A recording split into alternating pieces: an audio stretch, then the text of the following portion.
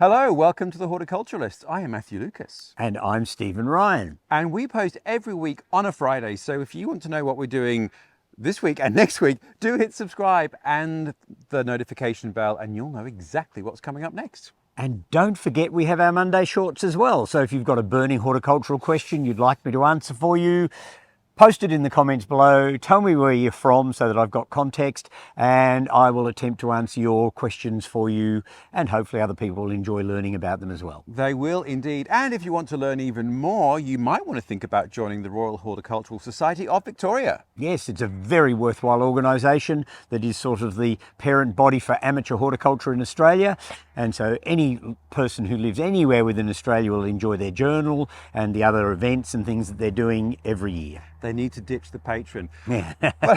which is him. But Stephen, I'm sensing another beautiful landscape. Where are we? What's going on? Well, we're in another one of Mount Macedon's fabulous gardens. I mean, I think there's enough of them that they'll keep us going for the rest of our lives. Yes. And in fact, it is a really important area of Victorian gardens. In fact, it's probably the most concentrated area anywhere in Australia. So we're now in yet another one of them. And this one is a very romantic, largely woodland garden called Dreamthorpe. Dreamthorpe, and I'm dreaming of just walking to get here. There's some just idyllic little moments which we'll show you later on. Yeah. But what are the key things then we're going to look All right, at? well, today we're going to use the garden to illustrate some interesting points about perennial borders. Yep. So we're going to look at some of the plants involved, how the border's been laid out, things like depths of borders, which people don't always consider when they're putting them in place. And there's certainly two quite lovely borders here, and there's some quirkiness about them as well. There's something that's not quite as you would normally see in a classical perennial border. Which we love. Well, I think we should go and look at those. But before we do, I think we should head over to the first perennial border, and maybe you need to tell me a bit about the history of this garden, because I feel, once again, you might have some backstory, Stephen. Oh yes, a little bit of connection with this one as well. I mean, I don't think there's a garden on Mount Macedon I haven't. Oh, well, there you go. Yes. All right. Well, let's wander over there and you can tell me all about it. All right, good idea. All right, Stephen. Well, once again, tell us the history of this gorgeous garden. All right. Well, Dreamthorpe was originally part of a farming run that was settled by Mr. Riddle. Of Riddle's Creek Of fame? Riddle's Creek. Aha. So the property was part of that run. It was separated and split up, and this part of it, which is some acres of beautiful garden, went through a range of different things actually. It had a butter factory on the site. Oh. It had an orchard on the site. It had a nursery on the site. It's had two nurseries on the site over the years, one in my time. Oh. And so it's been through quite a lot of different changes over the years. Yeah. But late in the 19th century, early 20th century, it was bought by Sir William Edward Agincourt Hodges, and he There's a and name. his second wife Margaret lived here for quite some time. In fact, he apparently died here in 1919. And they used to have garden fairs and fetes and all sorts of things here. So it had a very important part to play in the early part of the last century on Mount Macedon. And successive owners have loved and cared for it and looked after it. And certainly one of my memories is of when Penny Dunn owned the property, and Penny was a mad keen plants person, still is, but not living here. And she had a little nursery here. So this used to be my bolt hole after work. We'd come down, sit in the perennial border. Not literally. No, well, sit at the chairs in the perennial border and have a little libation and enjoy our company and talk all things planty. So for me, that was a very important era of this garden. Yeah.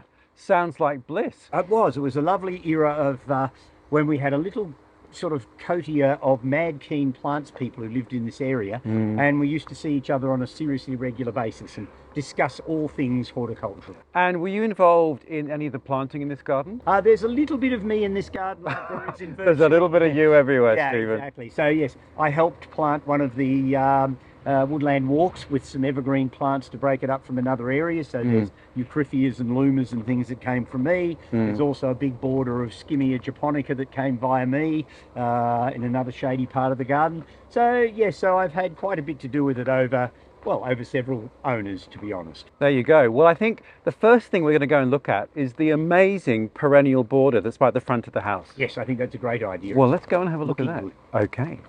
Perennial borders, Stephen. Yes. This is stunning. Yes, this one is a very flowery perennial border. Yes. And it's used lots of different floral things, and it's also used quite a number of fairly strong structural foliage plants as well. And it's an interesting border because it's not terribly deep. Yeah. Probably nowhere near as deep as I would normally make a border, so that you can get that staged effect to the front. But what they've cleverly done is, of course, as the background for the border, they've installed a trellis with roses on. So, in fact, your colour goes further back And up. because you've got the roses. Yeah. So you've got that sort of sense of more depth, really, than if you'd planted, say, a dark green hedge or something like that behind the border.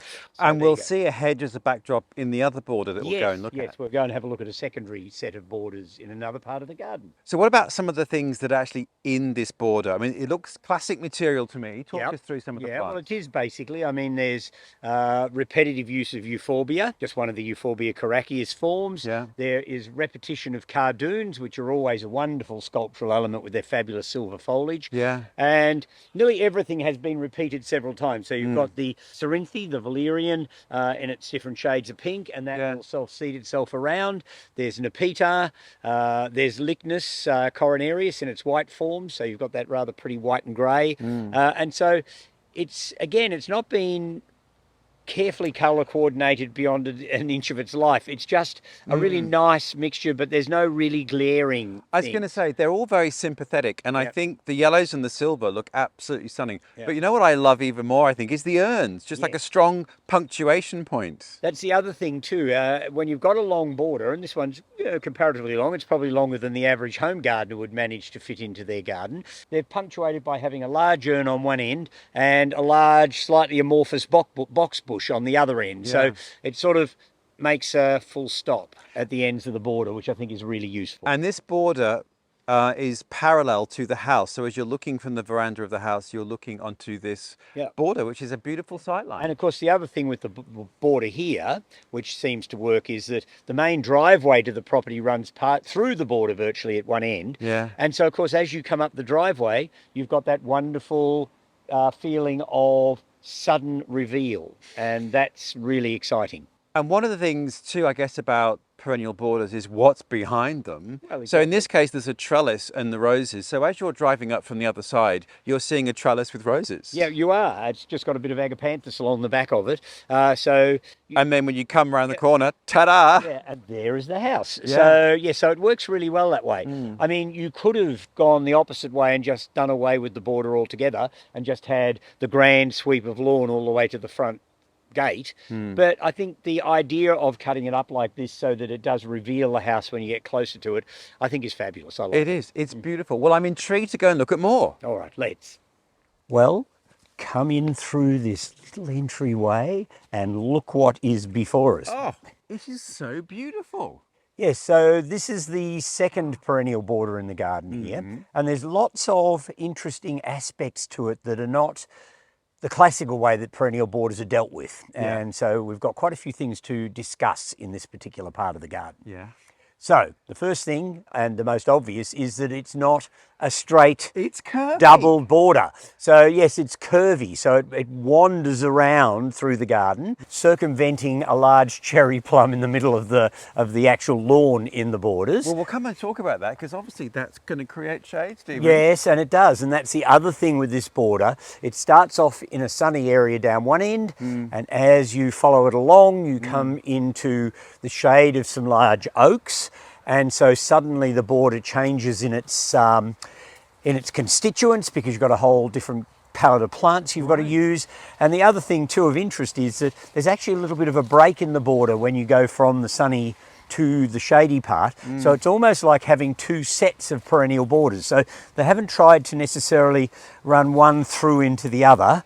They've actually had a little break there and then started a different planting in the shadier part of the garden. And I love how we kind of transitioned into a woodland path. Yes. Which is interesting because we just recently made a woodland walk video. Yes, we did in fact. And then we end up at this beautiful urn. Well, I think let's go back and look at some of the specific things that are going on in this border. I think that's a good idea. All right, well, we're at the sunny end of the perennial border, and there are a few interesting plants and some interesting sort of effects that are being created here. And this plant is one that I always have a soft spot for. I love it for its verticality. and I love it for the fact that it's that really pale lemon. There's lots of yellow flowers, harsh, strong yellows, but to get that really soft lemon in a flower is not as common in gardening. And this is Sisyrinchium striatum, and it's a South American perennial. It's evergreen, but it does get a lot of dead foliage in it, so you do have to go through it and preen it fairly carefully every so often. And in the right sort of garden, it becomes quite a good self-seeder, so you always have a few spares that you can play with if you need to. And this is being sort of bounced off the perennial and upright and vertical dark form of Salvia nemorosa that's in the garden with it. So the dark purpley blue and the pale lemon really work well. So there's a little bit of colour coordinating going on, but there's also that repeat of verticals. Further along the border, there's lamb's ears or Stachys coming to flower, which is also vertical now. There are foxgloves in the border as well. So right through the border, you've got that verticality. And then you've also got the flat plains of plants like this one here. And I do love plants in the parsley or carrot family. And this particular one is one of the Heracleums. Now, Heracleum matagasianum is a dreadful pest weed, although handsome in its own way. This one is Heracleum villosum, and it doesn't have the allergic reactions that you can get from matagasianum, the giant one. And they're collectively known as hogweeds. I'm not sure whether that's a particularly romantic name, but there you go, that's what it is. So you get those sort of flat plates of flowers and the big sort of intricate foliage that also comes out flat. So you've got that change from verticals to horizontals, and it works quite well throughout the border. Well, Stephen, one of the things you pointed out is that smack bang in the middle of the lawn of this perennial border, it's a tree. Yes, which is again not something that you'd ordinarily see No. in most perennial border plantings. So the tree obviously predates the border. So it was obviously decided by one of the successive owners when the borders were put in place to just leave the tree standing, which gives it a slightly quirky effect. It means that the border's cut up, so you can't really see terribly well beyond it. And it's just an old-fashioned purple leaf cherry plum, one of the Prunuses. But I think so elegant because it's not a massive tree. No.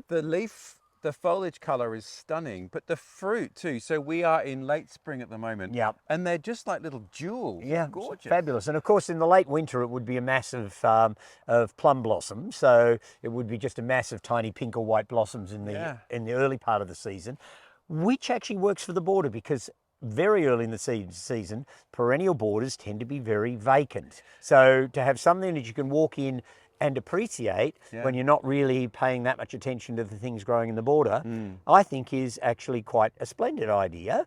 And I guess the other thing that this border does that is a bit unusual for winter interest is the hedge, because it has a hedge running all the way along the back. Well, we'll get to that specifically, but I mean, you're saying common old. I don't think I've really seen, maybe you just haven't been looking, viewers, but You haven't been, because there are certain suburbs in Melbourne where these purple-leafed flowering plums have been used as street trees. Oh. So there are areas there, one could almost say it's rather suburban in no. some ways. Oh, horror. Yeah. But I think it's beautiful here. It's not a huge tree. It's very elegant. The colours are gorgeous. Yeah, and it's lovely and old and gnarly now too. It's been here a long time, and age will often make up for commonness. And to your point, when you come into the border, it does break your view. So you are curious, and it does drive you to walk around and wonder what's discovery. It's all what gardening should be about. You've got to be led to the next discovery. Well, there we are. Well, talking of which then, we should go and talk about the hedge that you just alluded to. Oh, yes. So tell me about the hedge, Stephen. I mean, obviously it's containing the journey, but not everywhere. No, and it's an interesting choice, and it's an interesting way it's being used. Yeah. Borders are often better if they're backed by something, so you've got greenery behind them. So as we saw with the first one, with that beautiful rose trellis. Yeah, so you need a background for a border, so that most borders are viewed from one side. You don't often see a border that's a double-sided border. And in this case, I don't know whether it was inspired or whether it was, or in fact just something that was available. I mean, without talking to previous owners to work out what their thoughts processes were. But I have to say, I think it's quite an interesting choice because they've used Garrya elliptica, the silk tassel tree, as the hedge along the back. And so it makes a good green background for the perennials during the summer months. But then again, in the winter, when most of the perennials are going to be down, there'll only be a few sticky bare roses and a few other small shrubs in the border. Yeah. The Garrya will come into its own because you get these fabulous long silky tassels that You hang do, down. in fact, and we've actually made a Garrya special, which we'll link below, and we'll drop in some images of the flowers because they are stunning. Now, just to recap, it's evergreen. It's evergreen, so and that's it's important. California native, isn't Yeah, it? so it's fairly drought tolerant, fairly heat tolerant. But as you can see along this border, it's also managing to grow quite well, albeit slightly thinner, even up into the shade. So it's actually working quite well as a hedge all the way along the border, which not many plants will do. And I have to take you over to the other side where there's Garrya growing on the other side of the top end of the border, because I think what was completely inspired was the fact that the Garrya runs up both sides of the border at least to halfway. And on the very end of it, somebody thought to plant a contorted filbert at the end of the hedge, which of course is bare in the winter, but it also has winter catkins. So I think that's rather a fun sort of thing to get those two different plants that have a similar flowering period and a similar flower shape used in the same hedge. So and there I you guess go. then, so in terms of some of the principles of perennial border, a few things have sort of been challenged here. One is that this isn't straight, it's curved. Two is that it's quite a large tree in the middle. Yeah, exactly. And three, it's back to the hedge, which is not, I suppose, uncommon, but No. the choice of material is quite uncommon. Yeah, you don't see Garrya used as a hedging plant very often, at least not in my experience. So this is one of the few Garrya hedges I've ever seen. And I think it's great because it will give some interest in the winter, which will take your eye off the vaguely bare border, but up to the hedge, and that's when it will shine. And it will look amazing because Garryas, when they're in bloom, which isn't a long period of time, No. and your point when we made that film was, well, what does it do for the rest of the year? But when it is in bloom, and a whole row of them would look stunning. But let's go and look at, I can see the filbert now. I didn't notice that. No, also you didn't, but I did. I picked it up. So we is- need to go and have a look at the filbert as well. This is why you're the horticulturist and I'm not. Let's go. Yeah, all right. Well spotted, Mr. Ryan. Yes, I just think somebody was thinking fairly deeply about this planting because... Deep thinking yes, hedge exactly. planting. It's not an obvious choice in some ways, but it sort of works in my head really well because you've got the Garrya, which is solid and evergreen, Yeah. and it flowers in midwinter with its long grey-green catkins.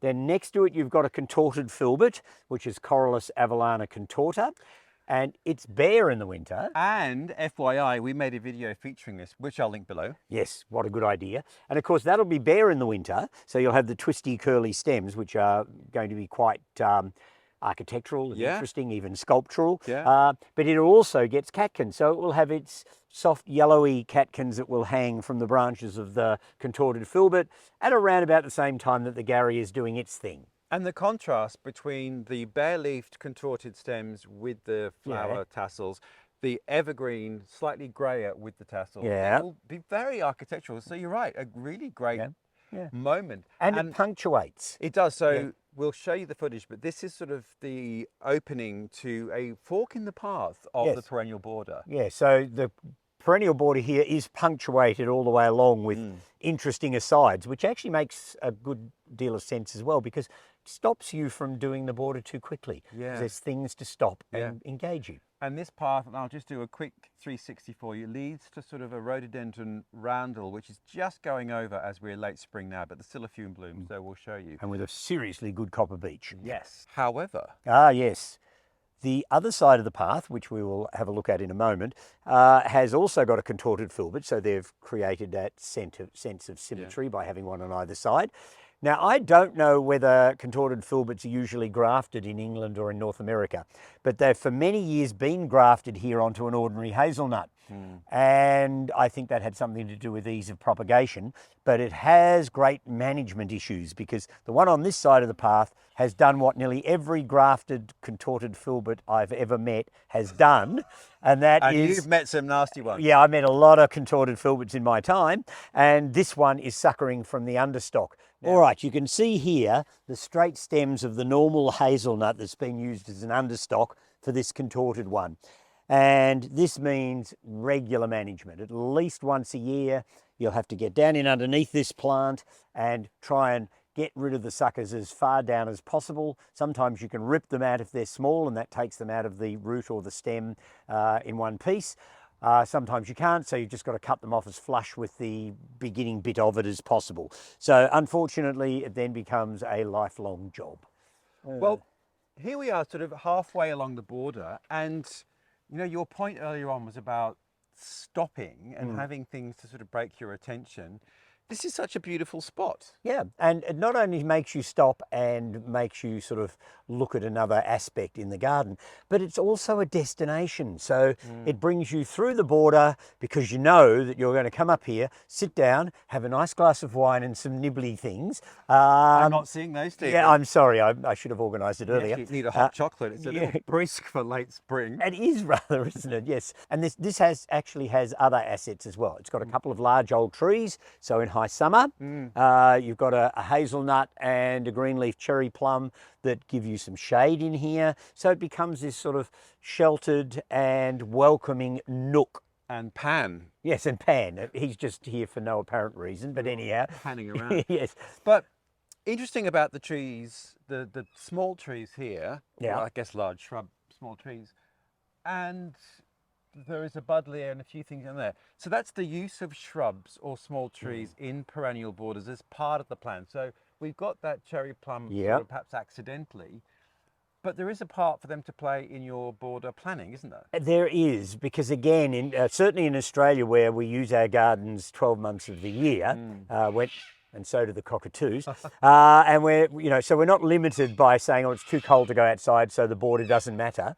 So we're not limited with our borders. We can be out here at any time of the year. So by having some structural trees and shrubs to just punctuate the border in certain strategic spots, it still gives you something of interest to look at. So I think a lot of classical perennial borders where there's no use of evergreen perennials or shrubby material, you virtually put them away for the winter, and you don't even go there. You don't engage with that area. You don't want to know about it because there's really nothing there to see.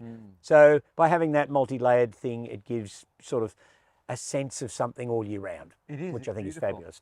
Well, I guess what we're now looking at is the shady spot. So let's go and talk about that, because the transition, full sun is easy. Yeah. Shade isn't so. Not so easy. And so, yes, it takes a little bit more thought to get it right. Let's go.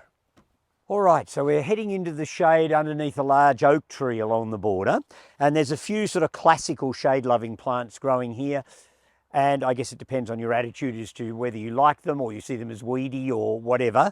But there's Arum italicum, and we have done a video on Arum. So if you want to learn more about that group of plants, you can always go into that video and we'll link it below. Another plant that could verge on the weedy and needs a little bit of controlling is Iris foetidissima, which is an evergreen iris from Europe. It gets these pale lemon flowers. In the late autumn, it gets big big green seed pods that split open and have orange seeds inside. So it gives you double value for the space it takes up.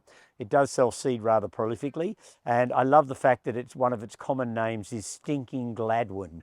The roots smell, nothing else does. And as we walk along this border, I notice there's lemon balm growing here, which just smells divine. And again, it's one of those plants that will grow in lots of different aspects and can become weedy if not managed, because it will self-seed quite prolifically. And in fact, I would have, if I could get it, plant the golden lemon balm, which would be a good thing in this semi-shaded aspect. So the gold one, I might have to have a chat to the owners and see if they'd like some gold lemon balm.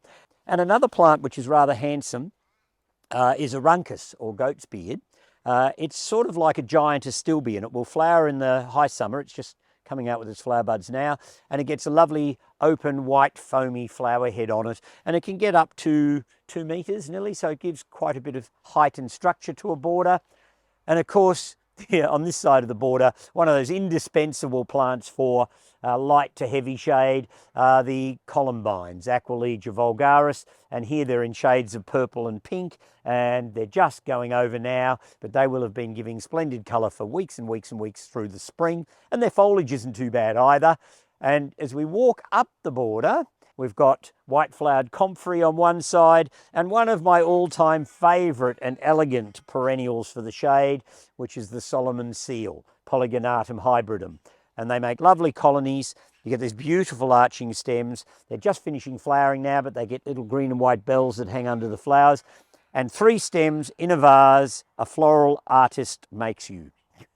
Well, Stephen, just on the other side of the perennial border, you were just telling me a story about this rose, which we have to share because Yes.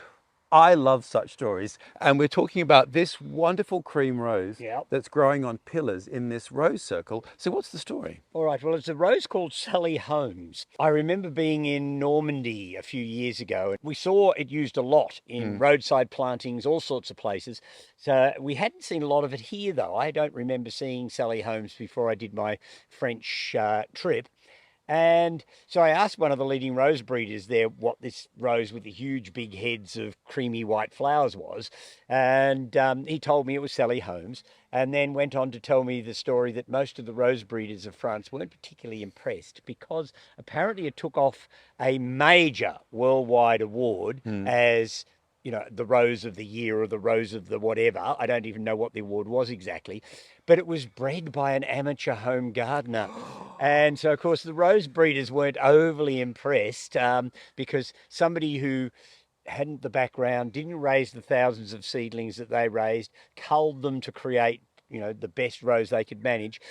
This guy had managed, and I'm assuming it was a guy, I think it was named after his wife, Sally Holmes. He managed to create a rose that has taken the world somewhat by storm. So there you go. And is it, what is it? It's not a rambler, is it? It's sort of like a, It's more a shrub rose, but it comes in a sort of a shrub and a pillar form. So you can grow it up a pillar. It's strong enough to grow it up a bit, or you can just let it grow as a large shrub. And I certainly saw it used as a shrub rose in street side plantings and things, which was Really? just spectacular. I mean, just a massive bloom, and it flowers for ages. It seems to have very good clean foliage. is it fragrant? I don't know that it's got much fragrance.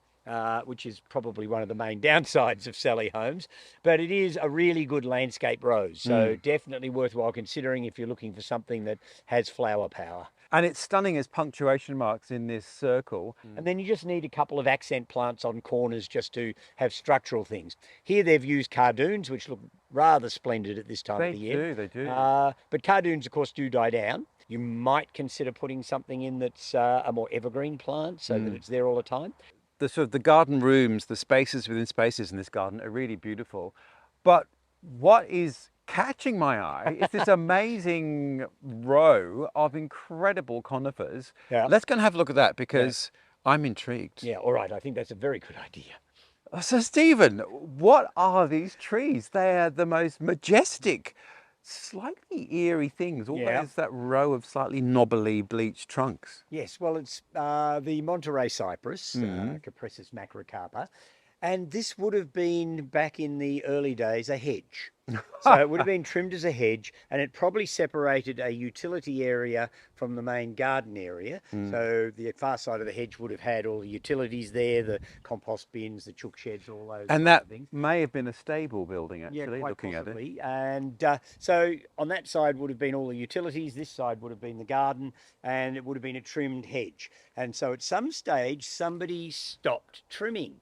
And so what's happened is they've grown into substantial trees. And because macrocarpas get very long horizontal branches, over the years, many of the branches have fallen, cracked, broken, and so they've had to clean up the trunks as they go. So now we've got this amazing colonnade. It's sort of like being in cloisters or something. It's bizarre. So there's these huge trees, almost cheek by jowl because they were in a hedge. But it's interesting, this top one is extra big, or this bottom one, whichever way you're looking. It's twice the girth. Yeah, it's huge. And that's probably due to the fact that it didn't have to compete with the other ones completely. Yeah. So the others were all competing against each other. This one had a bit of free soil out from the final part of the hedge. Yeah. And it's been able to grow into an incredibly large tree. So they're very big. They're obviously quite old, and they take a fair bit of management because they do shed limbs on a comparatively regular basis. And they were used a lot in Victoria as windbreaks, weren't they? They were. A lot of farm properties used Macrocarpa cypress as hedging and screening. It was used even probably more so in New Zealand than here. So the Macrocarpas there were in large, large quantities and still are. And in its native habitat in California, what's its status? It's under threat. It and the Monterey pine, Pinus radiata, are both comparatively restricted in their natural habitats. They generally make rather scruffy little trees because they're in quite difficult conditions. And so having taken them out of their habitat to the southern hemisphere and planted them in rich soils in a more benign climate in this part of the world, they grow into monsters. And the Pinus radiata has, well, it's gone feral. It's Yeah. now an exotic species, I guess, but it loves life in Australia. It certainly does, and the Forestry Commission, or whatever, Vic Forests or whatever they call them these days, are still planting radiata as a timber tree. So it's become one of our staple softwood trees for harvesting here in Victoria. Well, I guess talking of avenues, talking of shade, which you perhaps weren't, but there is one last aspect to this garden I want to go and look at, which is all those beautiful paths that we walk through to get to the perennial border at the beginning. Let's go and have a look. All right. So, Stephen, there's the roaring sound of the stream. One of the things about this garden are all these beautiful wooded walkways and paths, but they're all moss. Yes. Now, I love this. My immediate thought is, of course, we're in Australia. It's generally a dry climate. Yeah. Moss isn't something you'd naturally think of as a choice. No. So how would you do this? Is this a happy accident? Is it contrived? Yeah. Tell me all about moss paths. Well, I have to say it's probably more a happy accident than anything else, because what's happened here is that they've planted a woodland of oaks and maples and all sorts of wonderful trees, so they've created shade over the area. Yeah. I'd be really surprised if these paths weren't actually gravel or something like that way back. Because they've got streams running through it as well, there's a fairly high humidity in here, so that encourages the formation of mosses and things. So it's probably more a happy accident, but once you've got it, you do have to manage it, because if you allow leaf litter to build up on these paths, then you'll just swamp out the moss. So the paths have to be kept fairly clean so that encourages the moss. During the summer, it probably goes brown, but as soon as it gets some rain on it, almost overnight, it will green up again. And I guess the only thing I'd say against moss lawns is, or moss paths, is I wouldn't want them on a steep slope because they could be quite slippery. But this garden's comparatively level, and there doesn't seem to be any particular issue with walking on mossy paths. And I think you can see there in the shots that we've taken that it's so inviting, this soft green walkways through the garden. You really want to dive in. And it reminds me, not that I've been, but very much of Japanese moss gardens, where moss and different species of moss are used to create sculptural forms and different depths of green. They appreciate moss far more than we do, because I don't know how often on Talkback Radio I've had people ring in and say, how do I kill the moss on my paths or in my lawn or whatever? And so if you're going to talk about moss in gardening circles, it's normally about eradication, sadly, because I think mosses are incredible organisms. They are. Well, this is absolutely beautiful. What an amazing garden. Oh, it's a wonderful, calm, cool, collected garden. It has its high splashes of colour, but really it's about this fabulous environment in the middle of the garden that really gets me going, I have to say. Gorgeous. Stephen, once again, another door has opened. Yes, well, you stick with me. You never know where I'll take you. What a beautiful garden. It is quite different to many of the other Mount Macedon gardens we've looked at. The wonderful woodland walkways, all those mossy paths. It's a bit sort of looser and wilder. I mean, apart from that rose roundel, but different And it's vibe. also on flat land, which a lot of Mount Macedon's gardens aren't. So that makes a big difference. So it's at the bottom of the hill and it's on comparatively level ground. So you don't have the difficulties of dealing with steep slopes and things that others have had. Well, I have loved it. If only I had the acreage for moss paths, I think that's where my future lies. Oh, right. Yes, well, I would like room for such large borders, personally. But anyhow. Really, really beautiful. And these urns, if only I could lift one of those into my bag. Anyway, thank you very much to the very generous owners of Dreamthorpe who've allowed us to wander through today. Yes, and thank you to the gardener Merrin, who has welcomed us on site, obviously cared for this garden superbly. And we will definitely come back at another season because this garden is renowned for its spring naturalised bulbs. So there's another story in there somewhere. Yeah. We might even be here in the autumn when all the maples and everything turn colour. So it is one of those gardens that has wonderful seasonal interest. Well, another fantastic Mount Macedon garden. Thank you very much for watching. If you want to know where and what we're doing next week, you'll have to hit subscribe. Yes, and don't forget to press the alert button so it'll remind you.